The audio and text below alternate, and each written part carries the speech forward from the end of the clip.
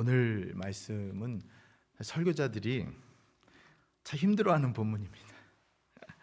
내용 자체가 좀 무겁게 여겨질 수 있어요. 죄와 벌. 대신 끝에 가면 여러분 이 말씀을 통해 주시는 그 은혜의 희열이 가득하실 겁니다. 그래서 기대하시고 함께 이 말씀 끝까지 잘 따라와 주시면 좋겠어요. 야냐와 도도, 이어령 선생님의 이 젊음의 탄생이라는 책에 나오는 표현입니다. 야냐, 도도, 생소하죠? 보수냐, 진보냐, 흑이냐, 백이냐, 삶이냐, 죽음이냐. 야냐는 이렇게 이것이냐 저것이냐를 줄여서 부르는 말입니다. 소위 야냐주의자는 기 아니면 뭐죠 여러분?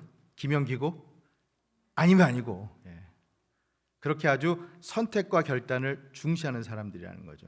하지만 부작용이 있어요. 야냐는 자기 주장이 강하다 보니까 분열과 갈등을 유발할 수 있죠. 반면 도도는 이것도 저것도, 그것을 줄여서 부르는 말입니다. 보수도 진보도 흑도 백도 삶도 죽음도. 이 도도주의자들은 도무지 강단이라고는 없어 보여요. 오히려 반대로 그런데 그런 사람들이 있어서 갈등이 봉합되기도 하죠. 모두 다 수용할 수 있기 때문이에요. 그 이름하여 윈윈입니다. 양쪽 모두 유리한 것이죠. 이어령 선생님의 논지는 야냐보다는 도도입니다. 갈등보다는 통합, 배제보다는 포용의 원리를 가지라는 것이죠. 근데 물론 따지고 보면 이 논리도 여러분 야냐의 논리이긴 합니다. 왜냐? 잘 생각해 보세요. 야냐, 도도, 이 둘 중에 하나를 선택하라. 도도를 선택하라. 근데 그 논리도 사실은 야냐잖아요. 자, 근데 여러분, 저는 이 논리를 우리 신앙의 영역에서 생각해 봅니다. 우리 삶의 영역에서는 비록 우리는 얼마든지 야냐가 아니라 도도의 원리를 택해서 살아갈 필요가 있지만, 여러분 신앙의 영역에서는 우리가 하나님을 믿고 섬기는 데 있어서는 조심하셔야 합니다. 왜냐? 예를 들면 이런 겁니다. 우리 젊은 청년분들에게 설명을 이렇게 했지만, 우리 젊은 남녀분들, 남녀가 좋아하는데 나는 미스터 김도 좋고 미스터 리도 좋고, 가능한가요? 거긴 도도의 원리가 들어가면 안 됩니다. 김양도 좋고 이양도 좋고, 그게 아니라 하나님도 좋고 세상도 좋고가 아니라 하나님이냐 세상이냐를 확실하게 결정해야 한다는 것이죠. 특히나 우리 물질의 영역에 이걸 적용하면 더 분명해져요. 하나님이냐 재물이냐. 여러분 이 질문에 한번 마음속으로 대답해 보세요. 겉으로 하실 필요 없습니다. 여러분은 지금 하나님이냐 재물이냐로 신앙생활 하십니까? 아니면 하나님도 좋고 재물도 좋고로 신앙생활 하십니까? 여러분, 저는 하나님을 섬길 때 주시는 그 가운데 따라오는 물질적 축복을 부정하는 게 아니에요. 물질적 복이 무조건 잘못되었다는 의미 아닙니다. 다만 물질을 하나님처럼 섬기면 그건 우상이 되어버리죠. 그러니까 거기에 정화 작업이 필요하게 되죠. 만약 그런 일이 교회 안에서 일어난다면 이건 더더욱 위험천만한 일이 됩니다. 오늘 본문의 아나니아 삽비라 사건도 우리가 그런 시각에서 바라볼 수가 있죠. 여러분 오늘 본문에 아나니아와 삽비라라는 부부가 등장합니다.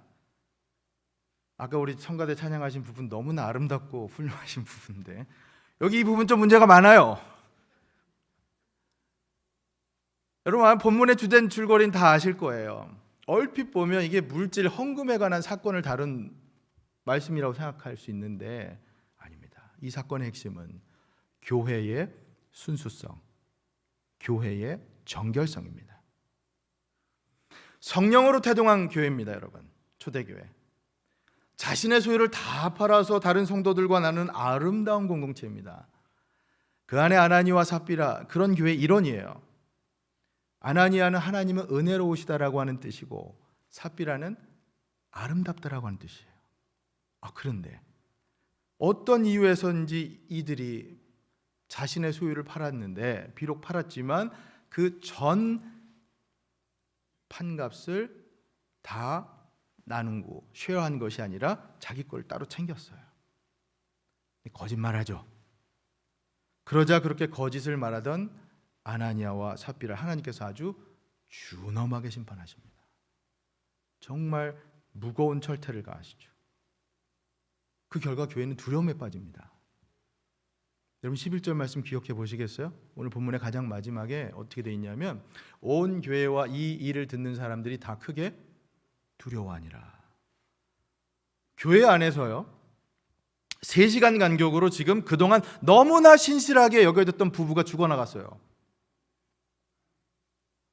야, 저런 사람 없다고 칭찬받았던 부부인데 3시간 만에 즉각적인 징벌로 죽어나갔으니 교회가 지금 다 두렵죠. 근데 여러분 솔직히 말하면 이 사건 쉽게 이해가 되질 않아요. 여러분 상식적으로 헌금의 문제는 우리가 개인의 자유로 볼 수 있지 않습니까?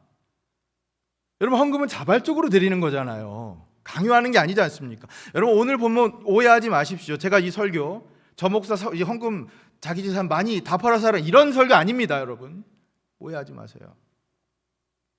따지고 보면 아나니아와 삽비라도 자신의 재산을 팔아서 그 중에 일부를 남기고 헌금한 거잖아요. 그런데도 하나님의 심판을 받는다면 이건 뭔가 좀 과한 거 아닙니까? Too much. 여러분 만약 오늘 말씀을 읽고 우리가 어떤 형태로든 충격을 받는다면 이 말씀 가운데 어떤 게 더 충격적인가 생각해 보세요. 아나니아와 삽비라가 헌금에 대해서 거짓말한 게 충격적입니까? 그 신실한 부부가. 아니면 거짓말했다고 하나님께서 죽음의 징벌을 가한 것이 더 충격적입니까? 그럼 여러분 이 말씀을 제대로 이해하시기 위해서는 도대체 죄가 뭐냐? 그토록 준엄한 벌을 가하신 하나님의 그 마음이 무엇이냐? 그 뜻이 무엇이냐? 우리가 이 두 질문에 집중해서 말씀을 보려고 합니다. 자, 그럼 이런 문제의식을 갖고 말씀으로 들어가 보겠습니다. 먼저 이 질문으로 시작해 보죠. 초대교회, 속이는 공동체인가? 아니면 순수한 공동체인가?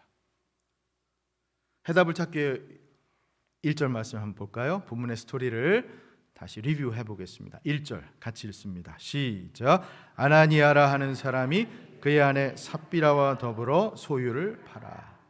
원문을 보면 한글 성경에는 생략된 접속사가 있어 대라고 하는 건데 그러나라는 뜻이에요. 그래서 영어 성경 킹 제임스 버전이나 NASB 같은 것은 그걸 번역을 했어요. 그러나 그러니까 다시 말해 지금 앞의 내용과 상반되는 내용이 전개된다는 거죠. 자, 그렇다면 궁금해지죠. 아나니아와 삽비라 이 사건과 대조되는 앞의 사건, 앞에 어떤 상황, 어떤 인물이 나오느냐. 자, 사도행전 4장 앞장 마지막 부분을 한번 가보겠습니다. 32절부터 보죠. 믿는 무리가 한 마음과 한 뜻이 되어 모든 물건을 서로 통용하고 자기 재물을 조금이라도 자기 것이라는 이가 하나도 없더라. 이게 초대교회의 모습이에요, 여러분. 대단하죠? 자, 33절. 사도들이 큰 권능으로 주 예수의 부활을 증언하니 무리가 큰 은혜를 받아요. 그래서 어떻게 되느냐? 34절. 그 중에 가난한 사람이 없으니 이유는 밭과 집 있는 자는 팔아서 그 판 것의 값을 가져다가 어떻게 합니까? 35절 같이요. 사도들의 발 앞에 두매 그들이 각 사람의 필요를 따라 나누어 줍니다. 이 초대교회의 모습은 정말 이런 일도 있구나. 그렇게 실로 그렇게 말할 수 있을 정도로 충격적인 지금 모습입니다. 보세요. 성도가 한 마음과 한 뜻이 되어서 모든 물건을 서로 통용합니다. 자기 재물을 지금 조금이라도 자기 것이라고 하는 사람이 없어요. 더군다나 자기 것을 팔아서 필요한 사람들에게 다 나눠줍니다. 이게 어떻게 가능했느냐? 33절 보면 아까 그 말씀이 있었죠. 부활의 복음의 능력으로 성령의 역사로 가능했던 거예요. 왜냐? 이제 우리가 예수님을 믿기만 하면 예수님, 부활하신 예수님을 우리가 믿으니까 우리 역시도 부활하고 영원한 생명을 누릴 것에 대한 확신과 믿음이 있으니 우리 이렇게 살아는 안 된다. 삶이 그냥 바뀌어버리는 거예요.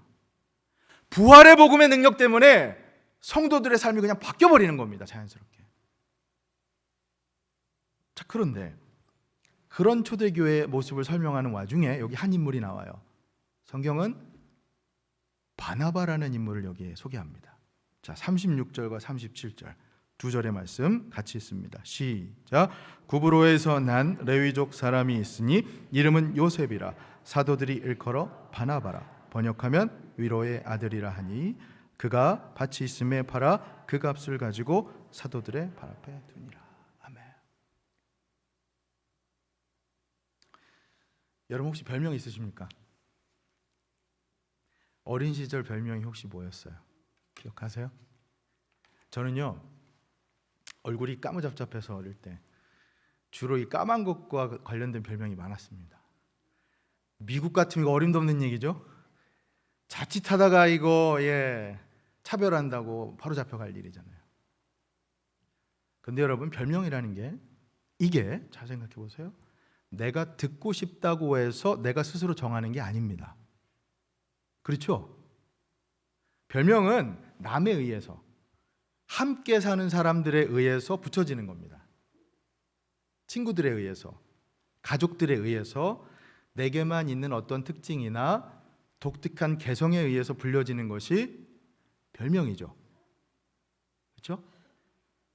그럼 여러분들은 이 교회 안에서 다른 친구들에 의해 아닌 예수님께로부터 불려지고 싶은 별명이 있으십니까?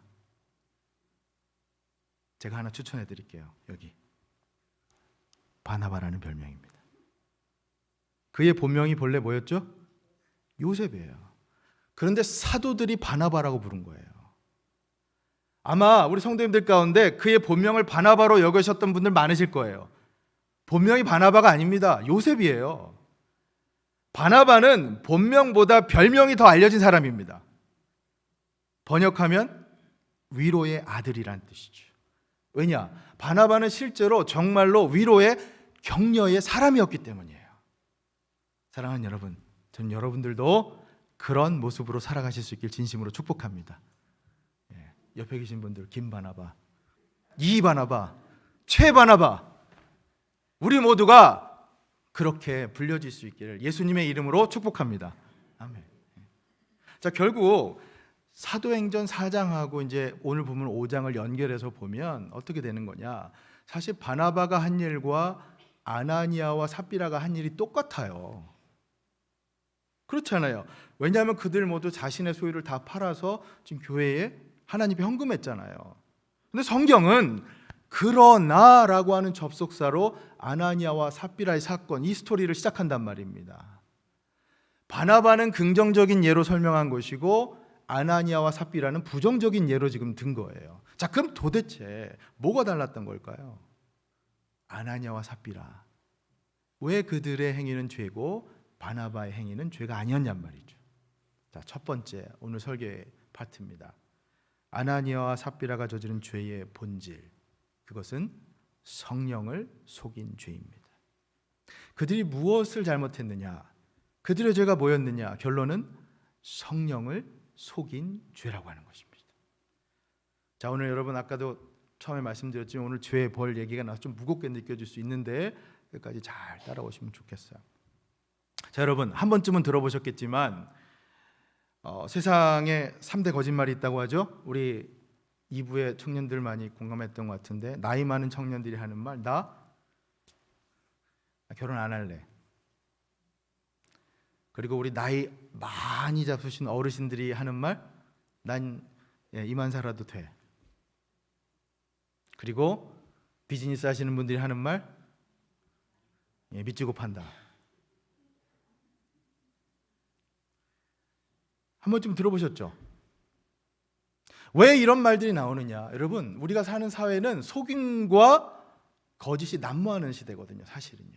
오늘 현대 사회는요. 이젠 너무나 쉽게 우린 다른 사람을 속고 또 속이는 그런 문화에 노출되어 살아가요. 하지만 여러분, 성경은 아닙니다. 성경은 거짓을 말하는 것에 있어서 굉장히 엄격한 기준을 우리에게 말씀하죠. 여러분, 10계명 중 하나, 제 9계명이 뭡니까? 내 이웃에게 거짓을 증거하지 말라는 거잖아요. 10계명 중에 하나가. 근데 여러분 보세요. 오늘 본문의 사건, 이 초대교회 처음으로 초대교회에서 심판받은 죄를 다루고 있습니다. 근데 그 죄가 뭡니까? 살인죄입니까? 간음죄입니까? 강도죄입니까? 아니요, 거짓말한 죄예요. 하나님을 속인 죄가 그만큼 크다는 거예요, 지금. 여러분, 오늘날 상상하면 이런 거예요. 비유하면, 여러분, 집을 10만 불짜리 집을 팔았어요. 근데 5만 불은 내가 교회 가져와서 하나님께 드렸어요. 하나님, 제가 감사합니다. 근데 5만 불은 제가 따로 쓸 일이 있으니까. 그럼 여러분, 이런 사람을 보면 여러분 어떻게 대하시겠어요? 보통 자기 집을 지금 10만 불에 파는데 5만 불을 하나님께 드려요. 헌금을 해요. 하나님 나라 위에 쓰시라. 와, 이런 크리스찬이 있다니 대단하다. 이게 보통이잖아요. 근데 아나니와 삽비라는 죄인 취급을 받았습니다. 죽음의 징벌을 받아요. 도대체 그들의 죄가 뭐길래? 자, 2절을 보십시오. 2절에 이렇게 되어 있습니다. 그 값에서 얼마를 감추매 그 아내도 알더라. 얼마만 가져다가 사도들의 발 앞에 두니. 여러분, 여기 감추다는 말이 나오죠? 이게 횡령하다, 착복하다는 뜻이에요. 감췄다. 아간의 죄, 구약의 여호수아서 말씀 가보면 아간이 전리품을 감춘 것, 똑같은 말이에요. 이 구약 성경을 그 헬라어로 번역한 그 septuagint 70인역이라고 하는 성경에 보면 같은 그 헬라어를 써요. 여기 감추다라는 걸. 횡령하다, 착복하다. 자, 그다음 3절을 계속 보세요. 3절 같이 있습니다. 시작. 베드로가 이르되 아나니아, 어찌하여 사탄이 내 마음에 가득하여 내가 성령을 속이고 땅값 얼마를 감춰. 여러분, 여기 보이세요? 성령을 속이고 이겁니다. 성령을 속이고, 이게 큰 죄죠. 9절에 가면 성령을, 주의 영을 시험한다라는 표현이 나오는데 맥을 같이 합니다. 9절도 한번 보시겠습니까? 9절 시작. 베드로가 이르되 너희가 어찌 함께 꾀하여 주의 영을 시험하려 하느냐. 보세요. 아나니아와 삽비라가 저지른 죄의 본질은 주의 영, 성령을 시험한 거예요. 성령을 속인 겁니다. 여기 시험한다라는 게 우리가 많이 들었죠. 성경에서 시험한다는 거, 이게 페이라조라는 건데, 실험을 통해 뭔가 진짜 정체를 밝히려는 거예요. 그러니까 예를 들면 진품과 우리 가짜, 짝퉁을, 금 같은 거 구별하기 위해서, 금은 보통 어떻게 합니까, 여러분?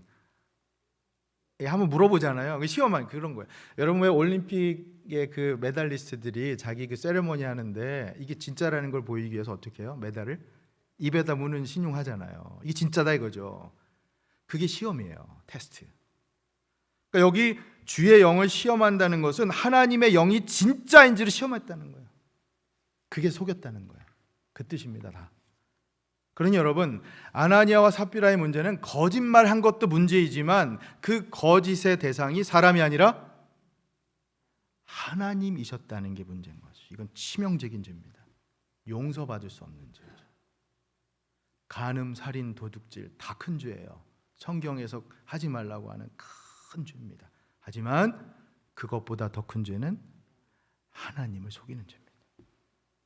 그러니 여러분, 우리가 많이 살다 보면 착각해요. 거짓이 너무나 익숙하기 때문에 우리는 살다 보면 살인, 간음은 큰 죄인데 거짓말하는 건 큰 죄가 아니라고 생각해요. 아니에요, 여러분. 그만큼 우리가 거짓에 무뎌져 있는 거예요. 여러분, 우리가 하나님에 대한 잘못된 생각을 갖고 있는 게 하나 있어요. 그게 뭐냐? 때론 하나님께서 내가 하시는 일을, 내가 하는 일을 모른다고 생각하는 거예요. 아니에요, 여러분. 하나님께서 우리가 하는 일을 다 아십니다. 우리는 사람을 속일 수 있을지 몰라도 하나님을 속일 수가 없어요. 성경을 보면 시편 139편 1절부터 4절에 이렇게 돼 있죠. 우리 말씀 1절부터 4절 찬찬히 한번 읽겠습니다. 시작. 여호와여, 주께서 나를 살펴보셨으므로 나를 아시나이다. 2절. 주께서 내가 앉고 일어섬을 아시고 멀리서도 나의 생각을 밝히 아시오며. 3절. 나의 모든 길과 내가 눕는 것을 살펴보셨으므로 나의 모든 행위를 익히 아시오니. 자, 4절. 여호와여 내 혀의 말을 알지 못하시는 것이 하나도 없으시니. 아멘. 사랑하는 여러분, 하나님은요 우리의 모든 것을 다 아십니다. 사람은 속일 수 있을지 몰라도 하나님은 속일 수 없죠. 결국 이 아나니아와 삽비라의 문제는 본질적으로 이건 영적인 문제라는 거예요. 하나님, 그 영적인 실체 앞에 오늘 본문의 말씀 영적인 시각에서 바라보고 해석해야 한다는 겁니다. 여러분 3절 말씀 다시 한번 가보면 거기에 베드로가 뭐라고 얘기했냐면 아나니아야 어찌하여 사탄이 내 마음에 가득하냐고 그랬어요. 우리의 심령 중심에 성령이 아니라 악령이 영향력을 행사할 수도 있다는 겁니다. 여러분 아나니아와 삽비라는 이미 예수 믿고 성령 받은 존재였습니다. 그런데도 사탄이 마음에 가득할 수 있다는 거예요. 여러분 이 말씀 우리에게 적용해 보면 이거 굉장히 중요한 말이에요. 자, 이렇게 적용하겠습니다. 사랑하는 여러분, 여러분들은 하나님의 영 성령께서 거하시는 거룩하신 성전입니다. 믿습니까? 그렇다면 그것을 믿으신다면 우리는 아나니아와 삽비라 같이 되어서는 안 됩니다. 그래서 안 되겠죠? 여러분 물론 우리 중에 의인은 없어요. 의인 없나니? 하나도 없습니다. 거짓말? 우리 본성 가운데 할 수밖에 없어요. 하지만 그렇기 때문에 나 같은 죄인 살리시기 위해서 예수님께 십자가 지신 거 아닙니까? 그 십자가의 보혈로 우리가 구원받고, 여러분 세상에 그런 은혜가 어디 있어요? 나 같은 죄인 살리시기 위해서. 그러니 여러분 우리가 해야 할 일이 뭐예요? 우리의 마음 지키기 위해서요. 성령께서 거하신 우리의 마음, 우리 심령을 지키기 위해서 우리도 부단히 애쓰고 노력해야 한다는 거죠. 잠언 4장 23절 여러분 잘 아시죠? 이 말씀. 모든 지킬 만한 것 중에 더욱 내 마음을 지키라. 생명의 근원이 이에서 남이라. 아멘. 여러분 무엇보다 마음을 지키셔야 합니다. 사단의 틈을 주시면 안 돼요. 사랑하는 여러분, 성령께서 여러분의 마음을 늘 주장하시고 그렇게 주장해 주시기를 사모하고 기도하며 살아가시기를 예수님의 이름으로 축원합니다. 그렇습니다. 오늘 이 설교 같은 그래서 죄가 무엇이냐, 이 죄의 본질에 대해서 잠깐 나눴어요. 자, 두 번째 또 하나 나누고 싶은 포인트는 교회의 성결을 유지하려는 이 하나님의 의지입니다. 하나님의 의지. 왜냐하면 교회는 우리 주님의 정결한 신부이기 때문이죠. 여러분 오늘 본문 말씀 묵상한 가운데 아까도 말씀드렸지만 참 이해하기 어려운 파트가 그 하나님의 마음이잖아요. 그렇죠? 아마 어떤 분께는 특별히 아직 믿음이 이렇게 좀 성숙하지 못하신 분들은 아니 하나님께서 내리신 벌 이거 너무 가혹한 거 아닌가, 그런 질문도 던질 수 있어요. 아무리 그래도 그 신실했던 성도를 갑자기 비명 행사시키는 거 이거 너무한 거 아니냐. 자 여러분, 에덴 동산을 한번 가볼까요? 에덴 동산에 누가 살았습니까? 아담과 하와. 그들도 부부죠. 오늘 부부 얘기 많이 나오네요. 근데 그 부부가 죄를 범하죠. 어떤 죄입니까? 하나님의 명령을 어기고 선악과를 따먹었죠. 부부는 일심동체라고. 아니 혼자만 죄를 범한 게 아니라 서로가 눈 감아주면서 함께 죄를 저지릅니다.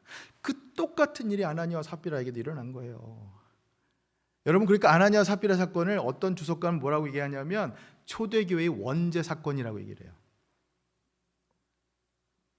에덴 동산에서 아담과 하와가 첫 인류의 원죄를 공모했듯이 지금 초대교회 이 교회 안에서도 아나니아와 삽비라가 죄를 공모했다는 거예요. 자 여러분 이게 바로 죄의 독성, 죄의 전염성입니다. 죄가 정말로 무섭습니다. 왜? 보세요. 어느 한 사람만이 아니라 다른 이에게, 그것도 나와 가장 가까운 사람에게 죄는 오염이 됩니다. 이게 무서운 거예요, 여러분. 죄는요. 내가 가장 가깝고 가장 사랑하는 사람에게 죄가 전염이 됩니다. 그러니 여러분 교회이든 가정이든 죄의 씨가 한번 뿌려지면 그곳에 점점 무뎌지고 결국에는 모든 공동체가 범죄하게 되는 것, 그게 진짜 무서운 죄의 특징이에요. 그죠? 바로 이 이유 때문에 하나님께서는 당신의 공동체가, 다시 말해 여러분의 가정이, 우리의 교회가 죄로 더럽혀지는 것을 원치 않으십니다. 이것 때문에요. 죄가 절대로 침투하지 않는, 다시 말해 교회의 순결성을 위해서 때로는 그래서 엄한 벌을 가하실 수도 있는 거예요. 그게 바로 아나니아와 삽비라 사건이라는 것이죠. 사랑하는 여러분, 교회가 정화되고 성결하게 유지되길 원하시는 하나님의 그 뜻이 부디 이 땅의 모든 교회와 우리 임마누엘 교회에 온전히 실현될 수 있기를 예수님의 이름으로 축원합니다. 아멘. 예. 자, 여러분, 제가 이 시점에서 이걸 좀 여러분과 나누고 싶어요. 오늘은 우리가 죄 하면서 아까도 말씀드렸지만 이게 왠지 무거운 느낌이 들 수 있는데, 아니에요. 여기 놀라운 사실이 있어요. 이걸 생각하셔야 돼요. 뭐냐? 오늘 본문의 사건 이후의 사도행전 말씀을 보면 여러분, 교회가 정결하게 된 이후, 순결한 공동체가 된 이후 교회는 더 부흥합니다. 다시 말해 본문의 사건으로 인해 초대교회는 큰 시험에 빠져서 무겁게 쫙 가라앉아서 어찌할 바를 몰라 하는 것이 아니라 오히려 또다시 부흥의 물결에 휩싸여서 그 아름다운 복음을 온 열방 가운데 전파하게 된다는 것이죠. 여러분, 이겁니다. 교회는 아나니아와 삽비라의 사건을 계기로 더 내적으로 정화되고 더 순결하게 성숙해져서, 바꿔 말하면 이제 아나니아와 삽비라 사건이 없었다면 초대교회의 놀라운 부흥이 어찌하면 완전히 일어나지도 않았을 거라는 거죠. 생각해 보세요. 정화되지 않은 교회, 성령을 속이는 교회에서 어떻게 부흥이 일어나겠습니까? 그렇잖아요, 여러분. 옥하는 목사님 사도행전 강해를 보면 본문을 해설하시면서 이런 글을 남겨요. 그래서 핍박보다 무서운 것은 부패입니다. 핍박보다 무서운 것은 쇠속하여 윤리적인 타락입니다. 핍박은 오히려 우리를 잠에서 깨워줍니다. 그러나 세속화라는 이 무서운 유혹은 우리가 영적으로 병들었으면서도 병들지 않은 것처럼 자신을 가장하도록 만들어버립니다. 여러분, 핍박보다 더 무서운 것이 부패입니다. 타락이에요. 그러니 오늘 말씀은 이 지금 21세기를 살아가는 오늘날 교회에 주신 은혜의 샘플입니다. 지금의 우리가 똑같은 길을 걷지 않도록 알려주는 모델이죠. 여러분, 오늘날로 얘기하면 뭐 PD 수첩이니 무슨 카메라 고발이니 그런 TV 프로그램에 지금 교회에 부끄러운 일이 다 알려진 거예요. 알려진 거예요.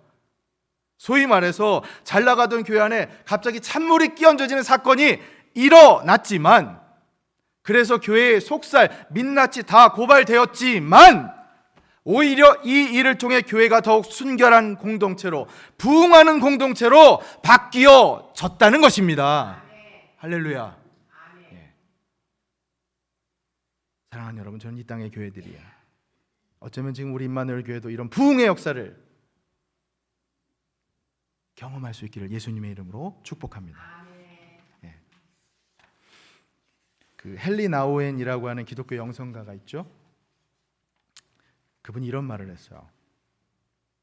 심각한 아이러니는 사탄은 자기가 가장 안전하게 숨을 장소를 우리가 명백하게 하나님 나라의 일을 하는 바로 그곳에서 찾는다는 사실이다. 다시 한번요. 심각한 아이러니는 사탄은 자기가 가장 안전하게 숨을 장소를 우리가 명백하게 하나님의 일을 하는 바로 그곳에서 찾는다는 사실이다. 여러분, 이 말은 우리가 하나님 나라의 일을 하는, 하나님의 이름을 가장 많이 드높이는 바로 그 공동체가 어쩌면 사탄의 공격에 가장 취약할 수도 있다는 거예요. 그렇기 때문에 이 땅에서 가장 순결하게 유지되어야 할 공동체, 즉 교회야말로 순수함과 정결함을 지켜내야 한다는 뜻입니다. 저는 부디 그 은혜를 하나님께서 우리 교회에 주시길 진심으로 축복합니다. 결론을 맺으면서요, 여러분, 교회는 속여도 순수해도, 속이는 공동체도 순수한 공동체도 그렇게 도도가 아닙니다. 교회는 순결해야 합니다. 왜냐하면 교회는 우리 주님의 정결한 신부요, 거룩하신 하나님께서 임재하시고 역사하시는 공동체이기 때문입니다. 우리 이 시간 그래서 오늘 이 말씀을 생각하면서 우리를 교회로 부르신, 교회 공동체로 부르신 하나님을 찬양하기를 원해요. 저는 여러분 그거 아세요? 우리 성령님 하나가 되게 하시는 분이십니다. 그렇게 교회는 성령이 하나 되게 하신 것을 힘써 지키는 공동체입니다. 여러분 에베소서 4장 2절 3절 말씀 보면 이런 말씀이 있어요. 모든 겸손과 온유로 하고 오래 참음으로 사랑 가운데서 서로 용납하고 그리고 평안에 매는 줄로 성령이 하나 되게 하신 것을 힘써 지키라. 사랑하는 여러분, 성령은 하나 되게 하시는 분이십니다. 그러니 교회 안에서 하나 되게 하는 일 방해하는 것은 옳은 게 아니에요. 아무리 열심을 내도 나누려고 분으려고 하는 것, 그거는 성령 뜻에 거스르는 일일 수 있어요. 그러니 부디 여러분, 우리를 교회로 부르신, 교회 공동체로 부르신 하나님의 뜻을 이 시간 다시 한번 생각하면서 오늘 말씀 기억하면서 사랑하는 여러분, 여러분의 삶이 우리 주님 앞에 정결한 삶으로, 여러분의 가정과 우리 교회가 주님께서 원하시는 정결한 공동체로 그렇게 우리가 사모하며 기도하며 나아갈 수 있기를 예수님의 이름으로 간절히 축원합니다. 아멘. 우리 함께 기도하겠습니다.